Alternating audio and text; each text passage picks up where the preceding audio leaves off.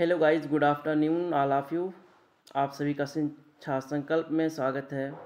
आज हम बात करेंगे पार्ट बी, डीएसएसबी से रिलेटेड। पीआरटी में जो पार्ट बी 100 क्वेश्चन आते हैं उससे रिलेटेड क्वेश्चन की बात करेंगे। आज आपकी 7वीं क्लास है। आप लोग चैनल को अधिक से अधिक सब्सक्राइब करें, बेल आइकन प्रेस करें जिससे क्लास का नोटिफिकेशन पहुंचता रहे। आज आपके सामने पहला क्वेश्चन है, अधिगम है। इसमें से आपको 4 ऑप्शन दिए गए हैं, उसमें से बताइए अधिगम क्या है। पहला ऑप्शन है ए, व्यवहार का पूर्णतः स्थायी रूपांतरण, व्यक्तित्व पूर्णतः स्थायी परिवर्तन। और ऑप्शन सी है सतत व सक्रिय प्रक्रिया। ऑप्शन डी, इनमें से सभी। इनमें से सभी। तो अधिगम क्या होता है? अधिगम सामान्य शब्दों में, अधिगम का अर्थ होता है, सामान्य शब्दों में जो होता है वो सीखना होता है। अधिगम का अर्थ होता है सीखना। क्या होता है? सीखना। सीखना, इसे क्या कहते हैं? अधिगम। अगर व्यवहार में परिवर्तन होता है, अस्थायी परिवर्तन, तो उसे हम क्या कहेंगे? अधिगम। तो आपके सामने पहला ऑप्शन है व्यवहार का पूर्णतः अस्थायी रूपांतरण। अगर हम कोई चीज़ सीख रहे हैं और हमारे व्यवहार में परिवर्तन हो रहा है तो उसे हम कहेंगे अधिगम। तो पहला ऑप्शन सही है। ऑप्शन बी है व्यक्तित्व का पूर्णतः अस्थायी परिवर्तन। आपका व्यक्तित्व, अगर हम किसी के सामने हम किस तरह से व्यवहार कर रहे हैं वो हमारा क्या कहलाएगा? व्यक्तित्व। अगर हम अधिगम के द्वारा हमारा जो अस्थायी परिवर्तन हो रहा है, अगर हमारे व्यक्तित्व में परिवर्तन होता है तो क्या कहेंगे हम? अधिगम हो रहा है। ऑप्शन सी है सतत एवं सक्रिय प्रक्रिया। ठीक है। और ऑप्शन सी है इनमें से सभी। इनमें से सभी। इनमें से सभी। तो आपका आंसर हो जाएगा इनमें से सभी, ऑल ऑफ दीज। ये आपका था पहला क्वेश्चन। और सेकंड क्वेश्चन आपके सामने। सेकंड क्वेश्चन है अधिगम को प्रभावित करने वाले कारक, यानी कौन से ऐसे कारक हैं जो अधिगम को प्रभावित करते हैं।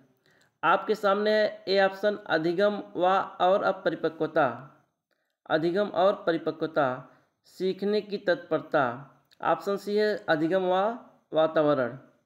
इनमें से कौन से ऐसे ऑप्शन हैं कि जो अधिगम को प्रभावित कर सकते हैं? पहला ऑप्शन है ए, अधिगम और परिपक्वता। अगर हम परिपक्व नहीं हैं तो किसी भी चीज़ को सीखने में क्या होगा? हमको समस्या उत्पन्न होगी। अगर 6 साल के बालक को, 6 वर्ष के बालक को, 6 वर्ष के बालक को यदि भाग लगाने को दे दिया जाए तो बालक क्या कहेगा? उसको नहीं लगा पाएगा। तो इसमें क्या है? वो अभी इस भाग लगाने के लिए वो क्या नहीं, परिपक्व नहीं हुआ है। ऑप्शन बी है आपका, सीखने की तत्परता। यदि बालक किसी चीज़ को सीखने में तत्पर नहीं है तो उसे आप ज़बरदस्ती नहीं सिखा सकते। यानी सीखने के लिए, किसी कार्य को सीखने के लिए क्या होना चाहिए? तत्पर होना चाहिए। ऑप्शन ए भी सही है, ऑप्शन बी भी सही है, सीखने की तत्परता। ऑप्शन सी है अधिगम का वातावरण। यदि हमको सीखने के लिए अच्छा वातावरण नहीं मिलेगा तो हम क्या करेंगे? सीख नहीं पाएंगे। अगर हमारे आसपास का वातावरण आप अनुकूल नहीं है, अधिगम के अनुकूल नहीं है, सीखने के अनुकूल नहीं है, तो क्या हम सीख सकते हैं? नहीं सीख सकते। जैसा अगल बगल का वातावरण रहेगा उसी तरह हम अपने अधिगम को सीख सकते हैं। ठीक है, लर्न कर सकते हैं। इसलिए आपका ऑप्शन हो जाएगा इनमें से सभी।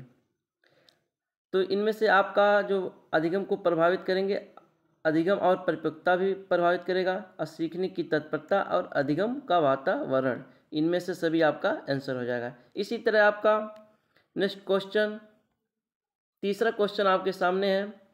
आप लोग चैनल को अधिक से अधिक सब्सक्राइब करें, बेल आइकन प्रेस करें जिससे क्लास का नोटिफिकेशन पहुंचता रहे। और आपके सामने है तीसरा क्वेश्चन, अनुकरण को बल देने वाले कारकों में से है। इनमें से आपका पहला ऑप्शन है प्रत्यक्ष प्रशंसा या इनाम प्रदान करना। ऑप्शन बी है संतोषजनक परिणाम। ऑप्शन सी है प्रतिनिधित्व पुनर्बलन। और इनमें से सभी। तो इनमें से आपका ऑप्शन क्या हो जाएगा?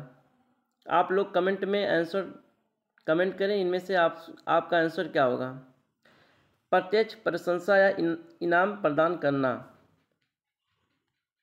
इसका मतलब हो गया वह एक क्या होता है, वह जो है बिल्कुल वैज्ञानिक की तरह प्रयोग करता है, ठीक है। और संतोषजनक परिणाम, ऑप्शन बी, प्रतिनिधित्व पुनर्बलन, ये आपका ऑप्शन है। प्रतिनिधित्व पुनर्बलन का मतलब होगा किसी को अनुकरण को देखे बिना अपना जो है किसी, अगर आपको ड्रेस लेना है तो अपने जो है खुद से ड्रेस का क्या चुनाव करना, ये हो जाएगा प्रतिनिधित्व पुनर्बलन, ठीक है। इनमें से आपका आंसर हो जाएगा इनमें से सभी। तो इसी तरह आपका नेक्स्ट क्वेश्चन है, चौथा क्वेश्चन आपके सामने है।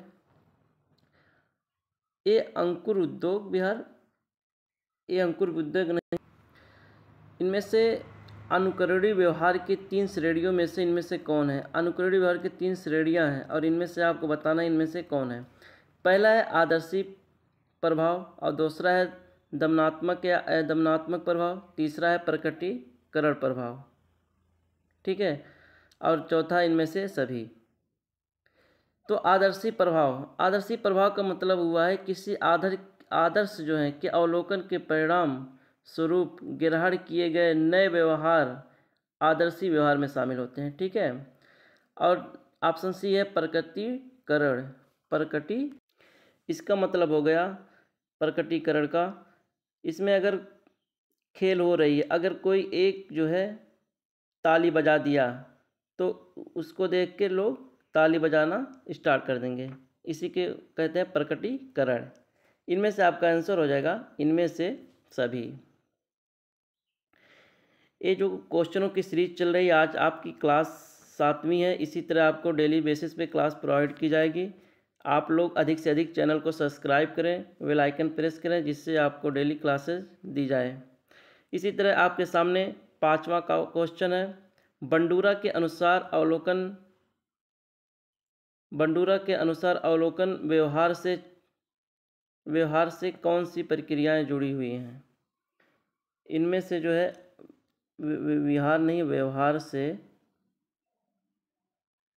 व्यवहार से कौन सी प्रक्रियाएं जुड़ी हैं। इनमें से आपका पहला ऑप्शन है ध्यान प्रक्रिया, ए। अब बी है स्मृति प्रक्रिया, तीसरा है प्रेरक प्रक्रिया और चौथा है इनमें से सभी। अब ध्यान प्रक्रिया का मतलब हुआ कि आदर्श के व्यवहार के विशेष पहलुओं पर ध्यान केंद्रित करते हैं, जो सीखने में हमें अच्छा लगता है या जिसे हम सीखना चाहते हैं, उसी पे हमारा क्या होता है, ध्यान जाता है। अगर हमको उस समय मैथ पढ़ना लगे, अगर आपको हिंदी पढ़ाने के लिए बोले तो हमको क्या, हमारा ध्यान बार बार क्या जाएगा, मैथ की तरफ जाएगा। इसका मतलब हो गया ध्यान प्रक्रिया। स्मृति प्रक्रिया का मतलब हुआ कि अगर हम कोई चीज़ आज सीख रहे हैं, एकत्रित सूचनाएं, अगर अपने दिमाग में कोई भी सूचना एकत्रित कर रहे हैं और उसका प्रयोग जो है हम आने वाले समय कभी भी करें, तो क्या कहता है, हमारी स्मृति प्रक्रिया। और तीसरा ऑप्शन है प्रेरक प्रक्रिया।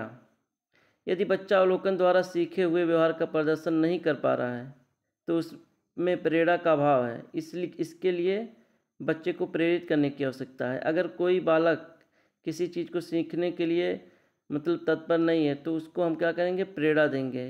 प्रेरणा कई तरह या पुनर्बलन दे, ठीक है, वो क्या हो जाएगा आपका बाह्य प्रेरक, ठीक है। इनमें से आपका आंसर हो जाएगा इनमें से सभी। ये तीनों जो है अवलोकन व्यवहार से प्रक्रियाएं जुड़ी हुई हैं। ध्यान प्रक्रिया भी है, स्मृति प्रक्रिया है, प्रेरक प्रक्रिया है, और एक है पुनर्निर्माण की प्रक्रिया।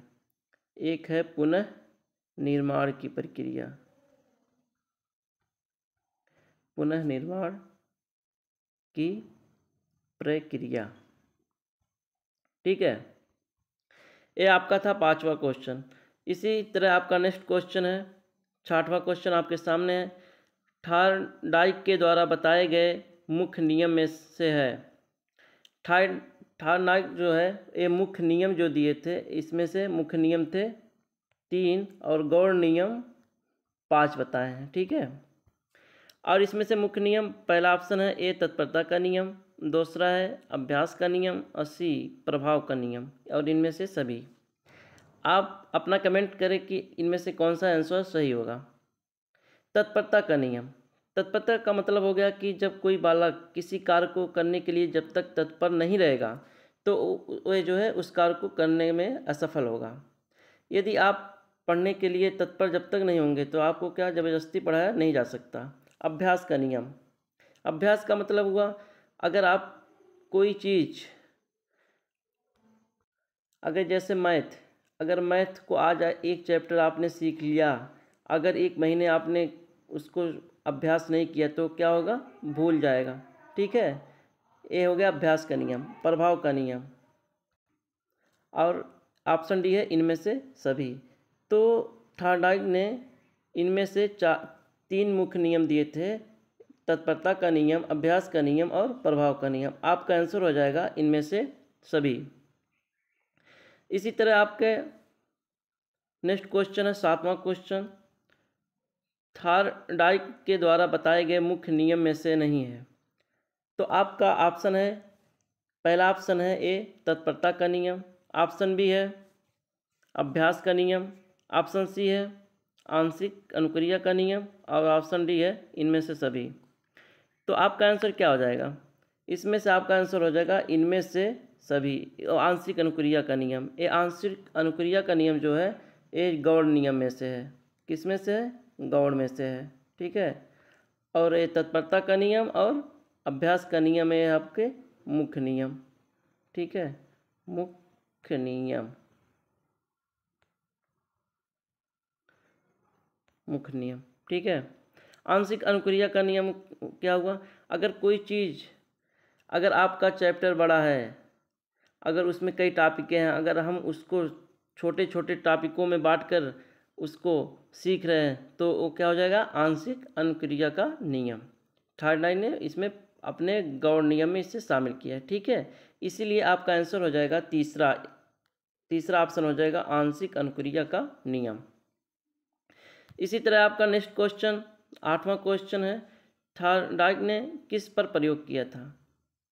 इनमें से आपका ऑप्शन है पहला कुत्ता, बनमानुष, सी है कबूतर और बिल्ली। थॉर्नडाइक ने जो अपना जो है प्रयोग किया था वह बिल्ली पे किया था। ठीक है, इसी तरह आपका अगला क्वेश्चन 9वां क्वेश्चन है, सहभागिता के लाभ हैं।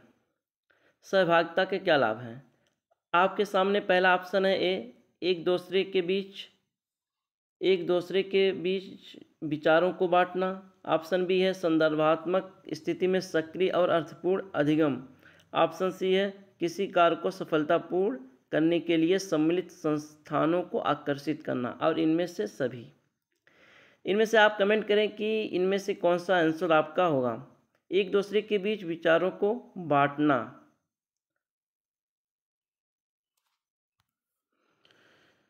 तो इनमें से आपका आंसर हो जाएगा इनमें से सभी, इनमें से सभी।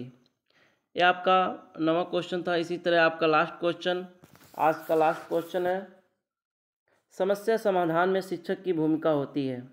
अगर कोई समस्या है तो इसमें शिक्षक की क्या भूमिका होती है। आपके सामने ऑप्शन है, ऑप्शन ए है समस्या की परिस्थिति का सृजन करना, कक्षा में भय मुक्त वातावरण का निर्माण करना और समस्या का विश्लेषण करने में बच्चों की सहायता करना, और इनमें से सभी।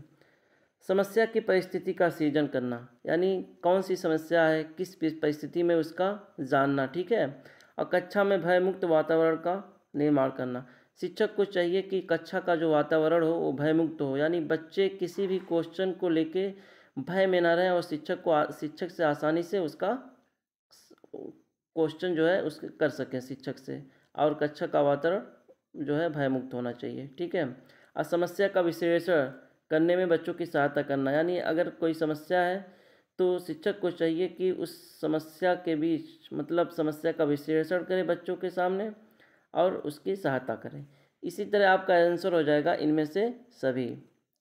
आज आपका 10 क्वेश्चन था। इसी तरह आपको डेली बेसिस पे क्लास प्रोवाइड की जाएगी। आज आपकी 7वीं क्लास थी, कल किसी कारणवश क्लास नहीं ले पाए, कोशिश रहेगी कि डेली आपको एक क्लास दी जाए, जिससे आने वाली DSSB, PRT, KVS जो है MP टेट के लिए ये सीरीज़ बहुत लाभदायक है। आप लोग ज़्यादा से ज़्यादा चैनल को सब्सक्राइब करें, बेल आइकन प्रेस करें। धन्यवाद।